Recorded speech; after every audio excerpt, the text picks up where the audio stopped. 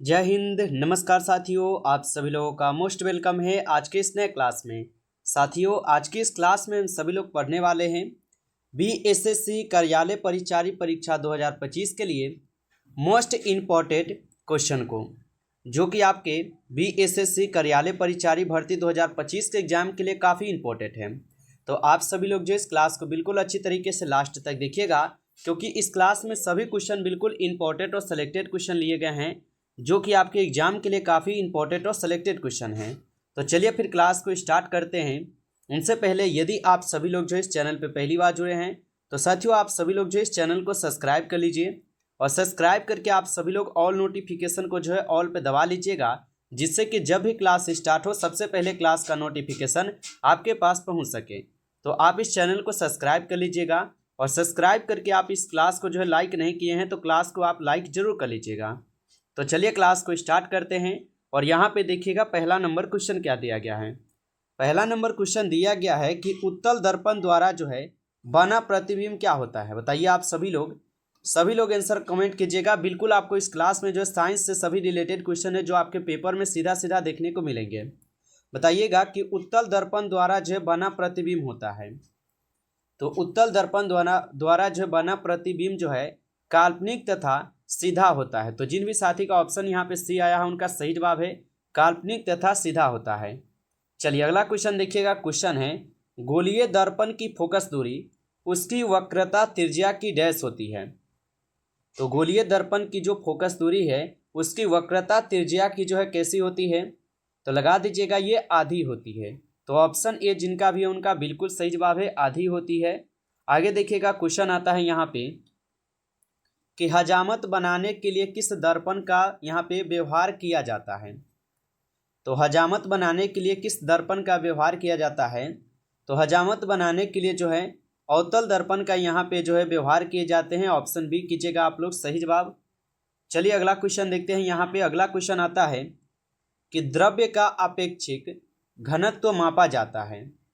तो द्रव्य का अपेक्षिक घनत्व जो है ना ये मापा जाता है किससे, तो यहाँ पे फोर्थ नंबर क्वेश्चन का सही जवाब क्या हो जाएंगे, तो द्रव्य का जो अपेक्षित घनत्व है ये आपके हाइड्रोमीटर से मापे जाते हैं। ऑप्शन बी यहाँ पे इस क्वेश्चन का सही जवाब है हाइड्रोमीटर से।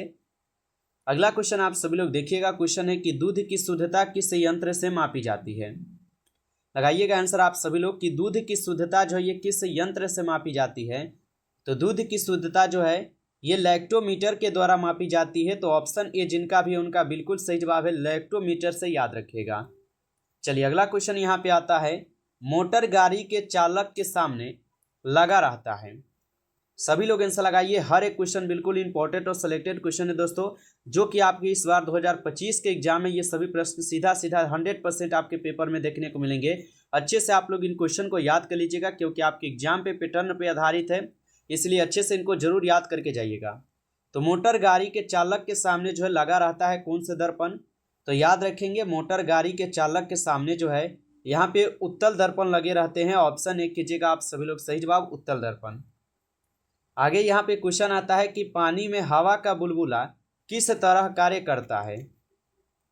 तो पानी में हवा का जो बुलबुला है ये किस तरह कार्य करते हैं, तो साथियों याद रखेंगे ये आपके अवतल लेंस के द्वारा कार्य करते हैं। ऑप्शन यहाँ पे आप लोग का डी इस क्वेश्चन का सही जवाब है अवतल लेंस के द्वारा। चलिए अगला क्वेश्चन यहाँ पे आता है। क्वेश्चन है वायुमंडल की आर्द्रता जो है मापी जाती है। तो वायुमंडल की जो आर्द्रता है ये मापी जाती है। तो वायुमंडल की आर्द्रता जो है ये मापी जाती है आपके हाइग्रोमीटर से। ऑप्शन ए आपका सही जवाब है हाइग्रोमीटर से जो है वायुमंडल की आर्द्रता को मापी जाती है, याद रखेंगे। चलिए अगला क्वेश्चन यहाँ पे आता है। क्वेश्चन है 10th नंबर कि भूकंप मापी यंत्र है। बताइए कि यहाँ पे कौन सा है जो भूकंप मापी यंत्र है। तो साथियों याद रखिएगा भूकंप मापी यंत्र जो है आपका यहाँ पे सिस्मोग्राफ है। ऑप्शन ए आप सभी लोग का यहाँ पे बिल्कुल सही जवाब है, सिस्मोग्राफ जो है ये भूकंप मापी यंत्र है। अगला क्वेश्चन यहाँ पे आता है। क्वेश्चन है कि ध्वनि की तीव्रता जो है मापी जाती है। चलिए लगाइएगा आप सभी लोग कि ध्वनि की तीव्रता जो है मापी जाती है।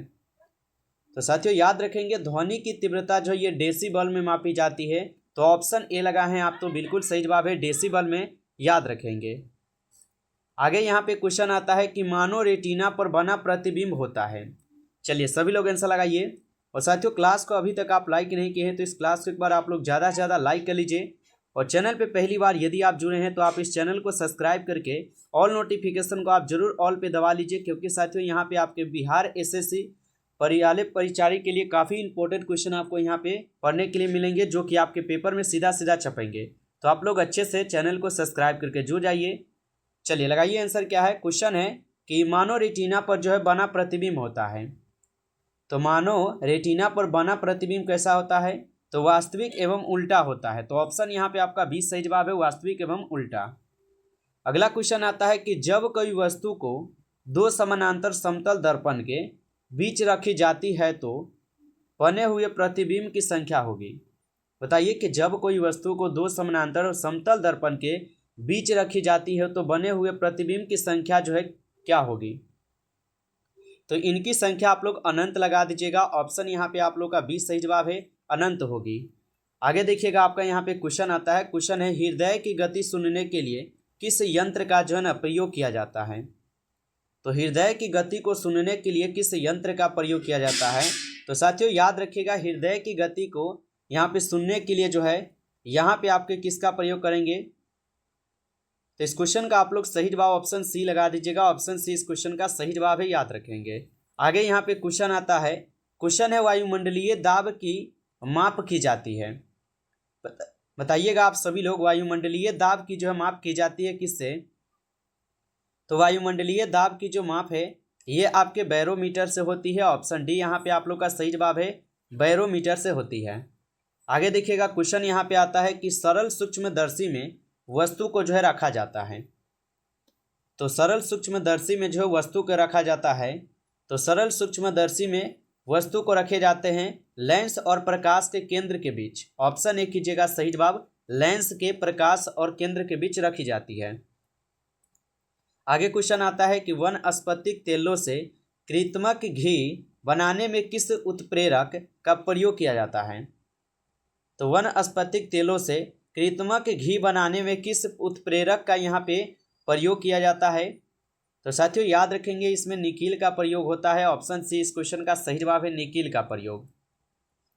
चलिए आगे बढ़ते हैं। अगला क्वेश्चन देखिएगा, यहाँ पे क्वेश्चन दिए गए हैं कि अमोनिया गैस बनाने की हैबर विधि में किस उत्प्रेरक का प्रयोग जो है ना किया जाता है। चलिए लगाइएगा कि अमोनिया गैस बनाने की हैबर विधि में किस उत्प्रेरक का जो है ना प्रयोग किया जाता है। तो साथियों याद रखिएगा, इसमें किए जाते हैं लोह चूर्ण का। ऑप्शन ए आपका सही जवाब है यहाँ पे, लोह चूर्ण का। अगला क्वेश्चन यहाँ पे आता है कि अवतल दर्पण में वस्तु का प्रतिबिंब दर्पण के पीछे काल्पनिक सीधा तथा वस्तु से बड़ा बनता है जब वस्तु जो है डैश होती है। तो अवतल दर्पण में वस्तु का प्रतिबिंब दर्पण के पीछे काल्पनिक सीधा तथा वस्तु से बड़ा बनता है जब क्या हो, तो वह फोकस और ध्रुव के बीच में हो। ऑप्शन यहाँ पे आप लोग का डी होगा, जब वह फोकस और ध्रुव के बीच में होते हैं तब। आगे यहाँ पे क्वेश्चन आएगा कि रक्त का दाब किस यंत्र से मापा जाता है। लगाइएगा आंसर दोस्तों। हर एक क्वेश्चन बिल्कुल VVI क्वेश्चन है, जो आपके पेपर में 100% ये सभी प्रश्न आएंगे। अच्छे से आप इनको याद कर लीजिएगा। बताइए कि रक्त का दाब किस यंत्र से मापा जाता है। तो याद रखेंगे, रक्त का दाब जो है स्पिग्मोमैनोमीटर के द्वारा मापी जाती है। ऑप्शन यहाँ पे आपका बी जो है इस क्वेश्चन का सही जवाब है, स्पिग्मोमैनोमीटर। आगे यहाँ पे क्वेश्चन आता है कि ट्रांसफार्मर का कोड बना होता है। तो ट्रांसफार्मर का जो कोड है ये बना होता है। तो ट्रांसफार्मर का जो कोड है ये बने होते हैं आपके किसका, तो नर्म लोहा का। ऑप्शन ए कीजिएगा आप सभी लोग, सही जवाब नर्म लोहा का बना होता है। चलिए आगे बढ़ते हैं। अगला क्वेश्चन देखिएगा, यहाँ पे क्वेश्चन दिए गए हैं कि ट्रांसफार्मर किस सिद्धांत पर जो है ना आधारित है। लगाइएगा आप सभी लोग आंसर कि ट्रांसफार्मर जो है ये किस सिद्धांत पर आधारित है। तो यहाँ पे ट्रांसफार्मर जो है ये किस सिद्धांत पर आधारित है, तो विद्युत चुंबकीय प्रेरण के नियम पर आधारित है। ऑप्शन यहाँ पे आप लोग का बी जो है इस क्वेश्चन का सही जवाब है, विद्युत चुंबकीय प्रेरण के नियम पर आधारित है। आगे देखिएगा क्वेश्चन आता है ट्रांसफार्मर जो है प्रयुक्त होता है।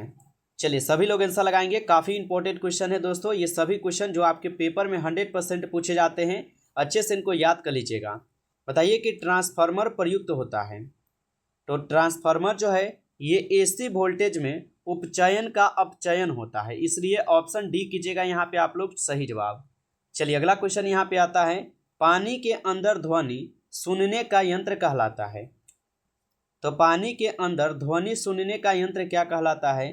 तो याद रखिएगा, पानी के अंदर ध्वनि सुनने का जो यंत्र है ये आपके हाइड्रोफोन कहलाते हैं। ऑप्शन आप लोग का डी सही जवाब है, हाइड्रोफोन कहलाते हैं। चलिए अगला क्वेश्चन देखिएगा, क्वेश्चन आता है, लाउड स्पीकर में ऊर्जा परिवर्तन होता है। चलिए लगाइएगा आप सभी लोग यहाँ पे आंसर कि लाउड स्पीकर में ऊर्जा जो है परिवर्तन होता है। तो लाउड स्पीकर में जो है ऊर्जा परिवर्तन होता है तो विद्युत से यांत्रिक एवं यांत्रिक से ध्वनि ऊर्जा में, जो कि ऑप्शन यहाँ पे आप लोग का बी दिया गया है, विद्युत से यांत्रिक ऊर्जा एवं यांत्रिक से जो है ना ध्वनिक ऊर्जा में जो है ये परिवर्तित होते हैं। तो ऑप्शन यहाँ पे आप लोग का क्या है, बी इस क्वेश्चन का बिल्कुल सही जवाब है, विद्युत से यांत्रिक ऊर्जा एवं यांत्रिक से ध्वनि ऊर्जा में। ठीक है, याद रखेंगे। आगे क्वेश्चन आता है, निम्नलिखित में से किस यंत्र में यांत्रिक ऊर्जा विद्युत ऊर्जा में परिवर्तित होती है? बताइए कि निम्नलिखित में से किस यंत्र में यांत्रिक ऊर्जा विद्युत ऊर्जा में जो है परिवर्तित होती है? तो साथियों याद रखेंगे ये हो जाएंगे आपके डायनेमो। ऑप्शन डी यहाँ पे इस क्वेश्चन का सही जवाब है, डायनेमो होते हैं। आगे देखेंगे क्वेश्चन यहाँ पे आता है कि निम्नलिखित में से कौन सी युक्ति विद्युत ऊर्जा को यांत्रिक ऊर्जा में परिवर्तित करता है? बताइए कि निम्नलिखित में से कौन सी युक्ति है जो विद्युत ऊर्जा को यांत्रिक ऊर्जा में परिवर्तित करता है? तो साथियों याद रखेंगे यह युक्ति कौन सा है, तो विद्युत मोटर लगाइएगा। ऑप्शन सी आपका इस क्वेश्चन का सही जवाब है, विद्युत मोटर है। आगे यहाँ पे आपका क्वेश्चन है, रासायनिक ऊर्जा का विद्युत ऊर्जा में परिवर्तन होता है। तो रासायनिक ऊर्जा का विद्युत ऊर्जा में परिवर्तन होता है, तो आप सभी लोग लगाएंगे आंसर क्या होगा? तो रासायनिक ऊर्जा का विद्युत ऊर्जा में परिवर्तन जो है ये होते हैं किसमें? तो लगा दीजिएगा ये बैटरी में होते हैं। ऑप्शन सी इस क्वेश्चन का सही जवाब है, बैटरी में। आगे यहाँ पे क्वेश्चन आता है 30 नंबर है कि रेक्टिफायर का प्रयोग जो है ना किया जाता है। बताएंगे रेक्टिफायर का प्रयोग जो है किया जाता है। तो रेक्टिफायर का प्रयोग किस में किए जाते हैं? तो रेक्टिफायर का प्रयोग करते हैं एसी को डीसी में बदलने के लिए। ऑप्शन यहाँ पे आप लोग का डी सही जवाब है, एसी को डीसी में बदलने के लिए हम लोग रेक्टिफायर का प्रयोग करते हैं। तो ऑप्शन डी इस क्वेश्चन का सही जवाब है आप लोग का। आगे देखेंगे क्वेश्चन आता है कि ट्रांसफार्मर का प्रयोग जो है किया जाता है। तो ट्रांसफार्मर का जो प्रयोग है ये किया जाता है।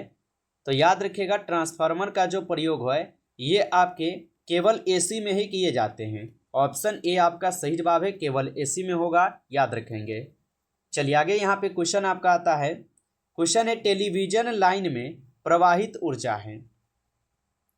तो टेलीविजन लाइन में प्रवाहित ऊर्जा हो जाएंगे, तो याद रखेंगे टेलीविजन लाइन में प्रवाहित ऊर्जा हो जाएंगे साथियों आपके विद्युत ऊर्जा।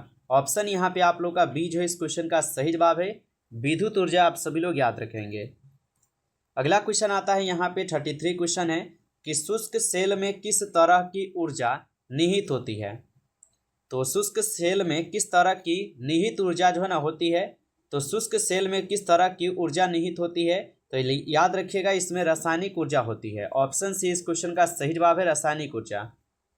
आगे क्वेश्चन आता है कि कौन सा यंत्र एसी वोल्टेज को निम्न एसी वोल्टेज में या निम्न एसी वोल्टेज को उच्च एसी वोल्टेज में बदलता है? चलिए लगाइए सभी लोग आंसर, काफ़ी इंपॉर्टेंट है। तो यहाँ पे आप लोग क्या लगाएंगे आंसर कि कौन सा यंत्र एसी वोल्टेज को निम्न एसी वोल्टेज में और एसी वोल्टेज को उच्च एसी वोल्टेज में बदलता है, आपको ये बताना है।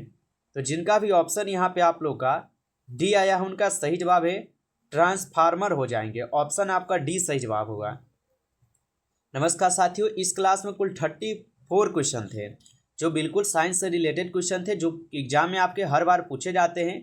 यदि आप सभी लोगों को साथियों ये क्लास अच्छा लगा है तो आप लोग इस क्लास को जो है ज़्यादा से ज़्यादा एक बार लाइक कर लेंगे, और चैनल पे पहली बार जुड़े हैं तो आप इस चैनल को सब्सक्राइब करके ऑल नोटिफिकेशन को आप जरूर ऑल पे दबा लीजिए, क्योंकि साथियों आपके बिहार एसएससी कार्यालय परिचारी के एग्जाम के लिए आपको जो है यहाँ पे डेली क्लास सब करवाए जाएंगे, इसलिए आप लोग चैनल को सब्सक्राइब करके जुड़ जाइएगा।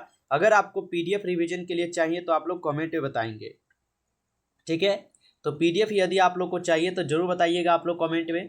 चलिए फिर मिलते हैं एक नई टॉपिक के साथ नेक्स्ट क्लास में, तब तक के लिए जय हिंद, जय भारत।